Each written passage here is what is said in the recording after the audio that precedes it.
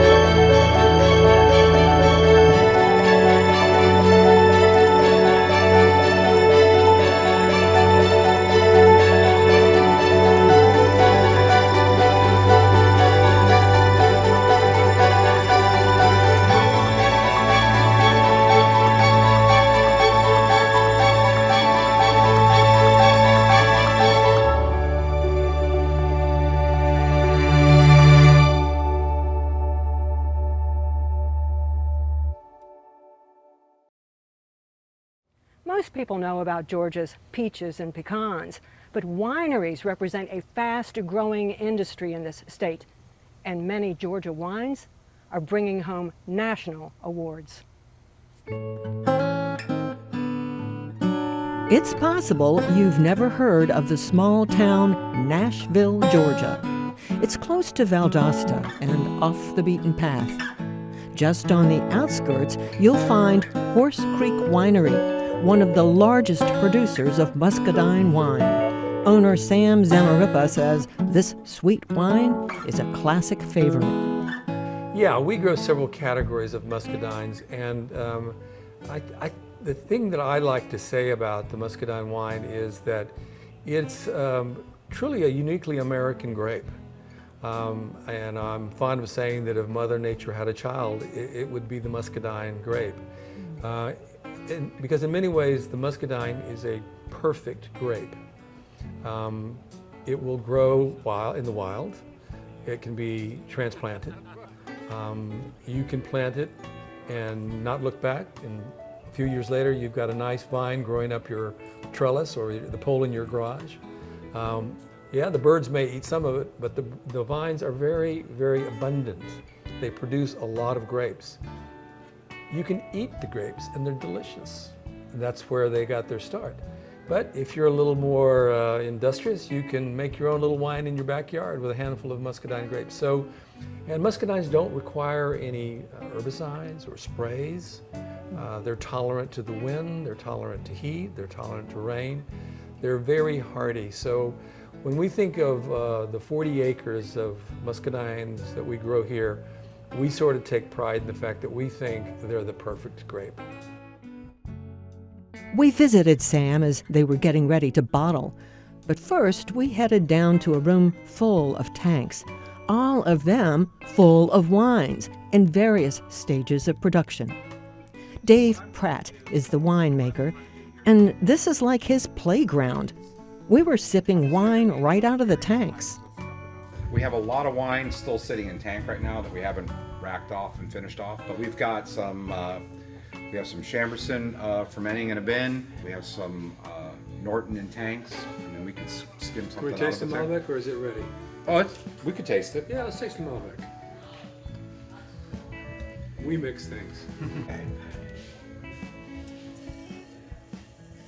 And when is this Malbec going to be ready, Dave? Well, we're using it for blending now. It's a young wine, so it doesn't necessarily, we're not in a big hurry. I got some barrels coming, so some of it's going to go in the barrel. And we can release it at any time that we need to have something else on the bar. This tastes pretty daggone good right now. Even though Sam is a big player in muscadines, he owns another winery in North Georgia where some of the blended wines will be served. Dave often brings grapes in from other places so he can create different varieties that will be offered in their various tasting rooms. Only in the tasting rooms, that's right. So here at Horse Creek in Nashville, Georgia, we are one of the largest producers of wholesale product. It's distributed here in Georgia by one of the leading distribution companies. And the wine goes from our vines to our crusher, to our bins, to the bottle, to a truck, to the grocery store. And that's the supply chain. And those wines we now have, thousands and thousands of cases that you can find in Publix, in Ingles, in Food Lion, Total Wines, a lot of the major package stores. And that wine is hand-picked, handmade, and delivered within 2 or 3 months of its harvesting to those stores every month.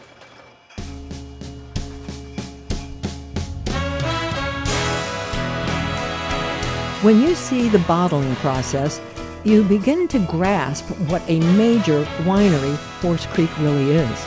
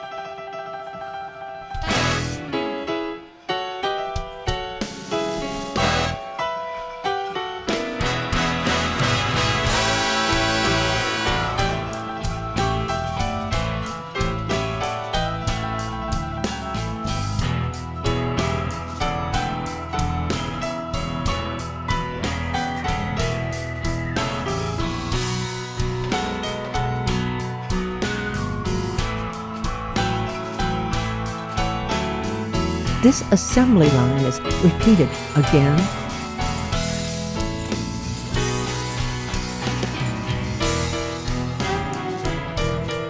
and again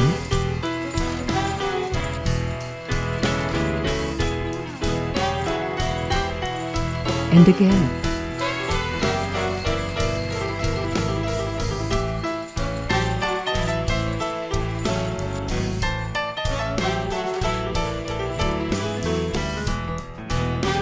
Really makes the wine have a certain taste is the earth and the winemaker. Explain to me why the earth, the soil, the gardening makes the grape.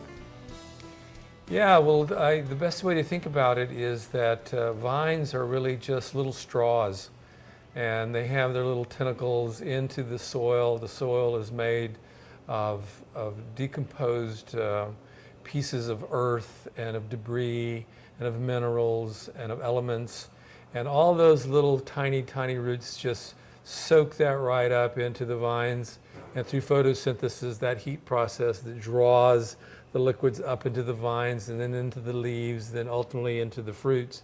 All of that is going through a metamorphosis in those little channels. And just like everything else in this wonderful world we live in, all flowers are different, all fruits are different, and all grapevines are different. That's why when you head to Dahlonega, about 70 miles north of Atlanta, Wolf Mountain Winery feels a little more like Europe than North Georgia. Soil types that we have here are very similar to what you'll find in southern France and northern Italy. The red clay soils there, they refer to them as the terra rossa, which is a beautiful word for red clay. I prefer that. One thing we do have issue with here is high pH with all the pine that we have in the southeast. So for us personally here on this site, over 30 tons per acre of lime was tilled into the soil before the vineyards were planted. And lime applications is something that I do usually on a biannual basis to just make sure the soil pH is right. But we have our challenges here on the East Coast, obviously humidity, rainfall. That's why we're up in the mountains. Our 1,800-foot elevations here are perfect for growing and ripening, especially Cabernet Sauvignon. It's interesting if you get in your car and you just drive 45 minutes north, we have almost a 30-day shorter growing season than what we have here. So grapes that are really hard to ripen, like Cabernet, which require a really long hang time, we're one of the only areas on the East Coast that can fully ripen this variety. Brannon Bogner is the winemaker at Wolf Mountain, which has won over 200 medals at wine tasting competitions across the nation. But again, it's all about the soil.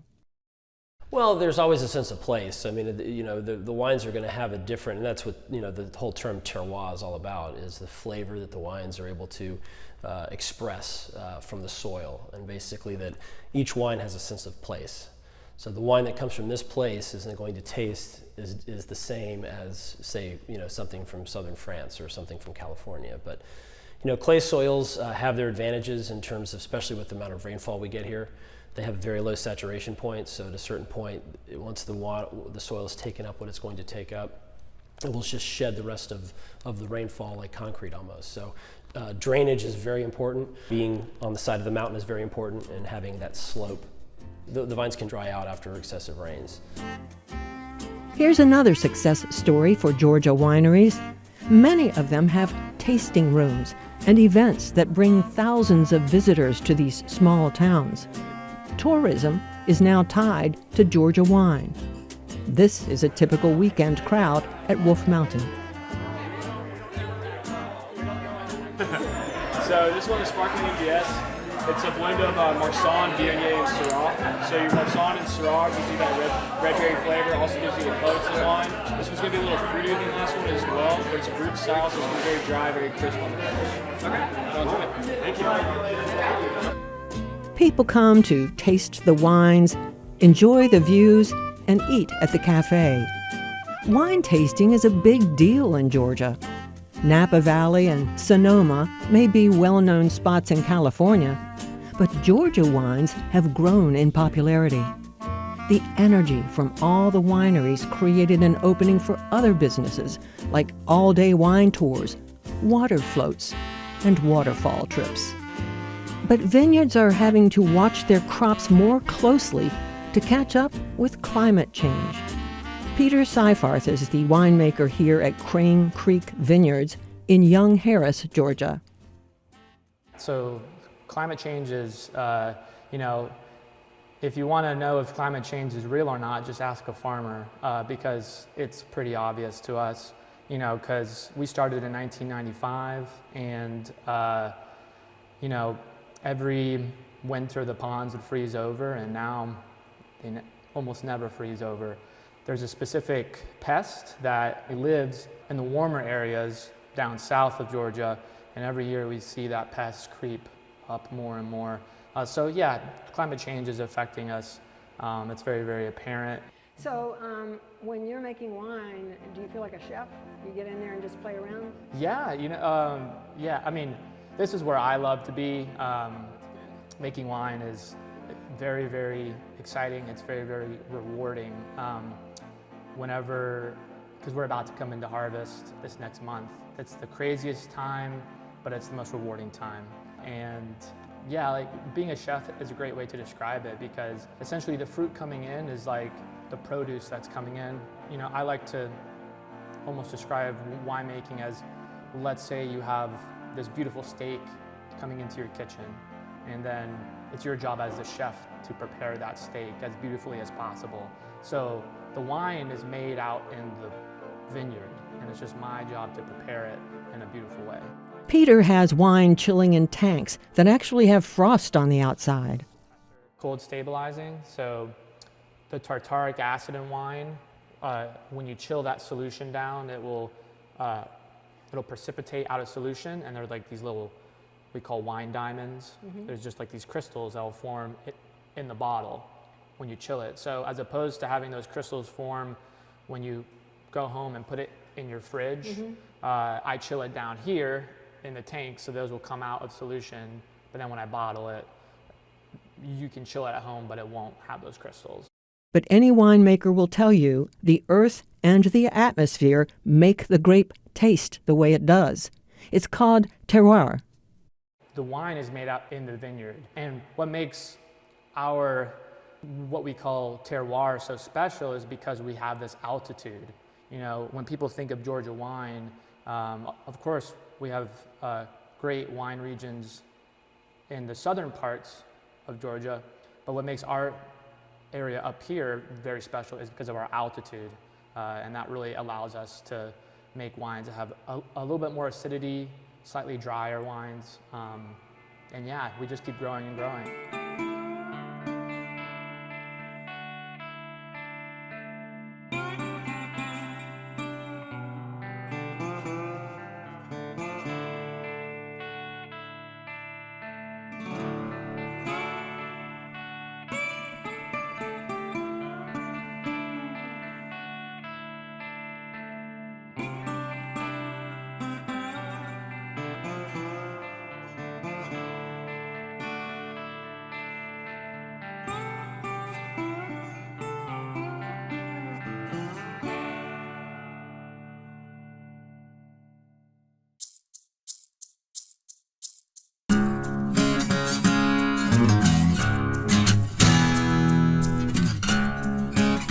visited another winery near Blairsville.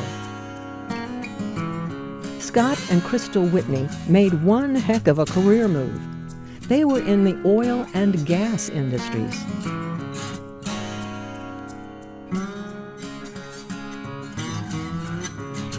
So you guys made this major move. You moved from Houston and just created this? So yeah, I guess it was 4 or 5 years ago. We were vacationing out in this part, and she kind of planted the seed of moving here and what that would look like. And I think that's all it took was a seed, and suddenly we started looking at land. And we lived in Houston. We knew that we wanted to get our kids sort of out of the city and into a simpler way of life, and to kind of get them an opportunity to maybe not join the rat race one day. So we started looking, and we found this 70 acres near Blairsville, which was all cow pasture before, and then we sort of just went for it. Yeah, and you've put a lot of work into it, because this is not just about wine for you guys, it's for tourism. Yeah, I think so. I mean, you probably have a view Well, on I that think for that sure. even when we met with the chamber, they sort of requested certain things from us. They wanted, they were excited about having an event space, because I don't think there was a lot available at the time. And they were also wanting specialty lodging, which we haven't gotten there yet, but we have some ideas. But yeah, I think that we were looking to bring in more people into Blairsville. How do we attract out-of-towners like us to this small town, and kind of bring in more money, more people, more jobs, you know? I mean, there's definitely that part of it. So imagine you move from Houston, Texas, and buy this land, but don't know anything about growing grapes. This winery, the fountains, flowers, all of this was just a cow pasture. How hard was it to figure out, I'm going to grow grapes here? So we've planted more than we have now, because we lost 2,900 vines Last year due to a huge freeze that we had here in 2022.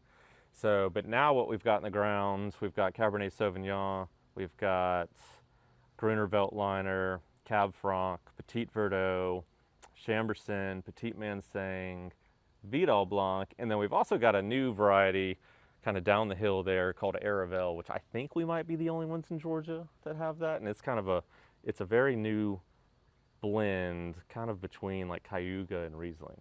So, and I think we're the only ones that have it. So far, so good on it. So you've had a big learning curve. So you're doing oil and gas in Houston, and then you come up and, hey, let's grow grapes. Yeah, huge learning curve. I mean, we essentially knew nothing about the winemaking or the viticulture. we laugh because we can't keep plants alive in our front yard. But. Yeah. Which, I mean, there's been some death of our vines, and there's been a lot of learning experiences, especially with wildlife around here, dealing with the deer, dealing with the birds, dealing with downy mildew is always an issue for us. So just learning all of that, even how to drive a tractor. I didn't know how to drive a tractor before we came out here. And so even like equipment is constantly breaking down, so learning how to fix all that.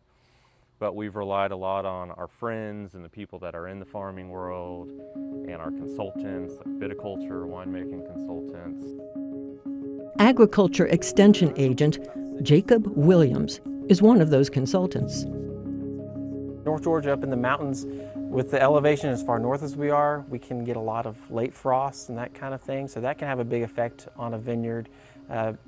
It's really hard to manage a late frost when you get those freezing temperatures, when the plants are in full bloom and that kind of thing. That can be really detrimental to a vineyard. So managing that as best as we can, and then also working with diseases like Pierce's disease. That's affected by elevation. Pierce's disease is a bacterial disease that's spread by an insect, and so we tend to not have as much Pierce's disease the higher elevation you go. So if you go a little bit further south, like down towards Dahlonega, they're going to have more issues with Pierce's disease than we do up here. So the elevation does play a role. We have researchers who do research on these different diseases, so finding out which sprays have become ineffective and that kind of thing. So we do research on that, and then sharing that information with the vineyards. That's kind of my role in that. Also do disease trials, so doing research on, well, can we use maybe different products for different ways that we haven't used them before, to try to create new avenues to keep those disease pressures at bay as much as we can. As new wineries continue to open across the state, that kind of research is increasingly important. Georgia's wine industry is booming. It's really taken off. It's I would say probably where we are up here, it's the biggest sector. Agritourism is probably the biggest agricultural commodity that's growing up here. Brings a lot of tourism dollars into this area, into the local economy. Creates jobs for people here. So it really is a boon to the local economy here. Owning a vineyard just seems romantic. Like so many, the Whitneys were attracted to the land and the idea they were no longer tied to a corporation. But it is a lot of hard work. Are you glad that you guys made the jump? Most days. There are some days that it feels heavy. It feels like a lot because Scott and I tend to pull a lot of the weight. Like often you will find us here in our work boots and covered in sweat, and people have come to know us as being the owners, but at the beginning we were not presumed to be the owners. We were the worker bees because we were always outside working on things. So on those days it feels heavy, yeah. But it washes away quicker than the same feeling we would have had in the corporate world. So we may have had a project that was weighing on us, but this feels like all you have to do is sit down in these chairs, look at this view, and it's all gone. So at the end of the day, it feels like the right move. Plus you get to drink the wine. Plus you get to drink the wine. And for me, like just listening to you, at least I feel something. It's a roller coaster of emotions, very much like having a child to me, where sometimes it's just pure moments of joy, and then other times it's like, oh my God, why are you doing that? Or like, why can't you just do what I tell you to the equipment or to the vines? But at least I feel something, whereas in the corporate world, I always felt just sort of numb and like I was going through the motions. Here, it's always some sort of passion, some sort of emotion, sometimes high, sometimes low, but it's there. It's there, yeah. Ernest Hemingway wrote, "Wine is one of the most civilized things in the world." Perhaps Sam Zamarripa puts it best. So the experience of sharing wine with friends and family is almost on par with the experience of the camaraderie that comes with drinking beer. It's just a moment to relax, to let go of the stress of the world, and to let the wine speak a little bit, and have a little laugh, have some fun, and if it's a beautiful winery, to take all that in. They say that oftentimes a walk in the woods is better than any medication you can take because it will clear your mind. Sometimes just walking among the trees does it. And I think the same thing about enjoying sharing wine with friends.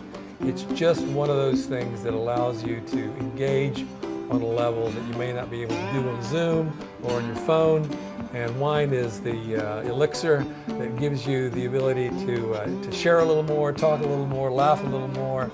And that's what the vineyards are set up to do, while at the same time introducing you to the art of making fine wines. Wine is also becoming one of the most valued things in Georgia.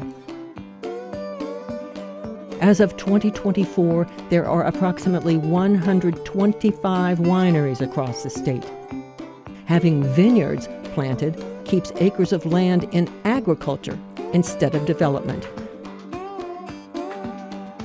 And those wineries attract a lot of visitors to many small towns that may not ordinarily get those tourism dollars. In 2022, Georgia had nearly 300,000 tourist visits and contributed about $5 billion to the state's economy. And those numbers just keep on growing. I'm Sharon Collins. We'll see you next time.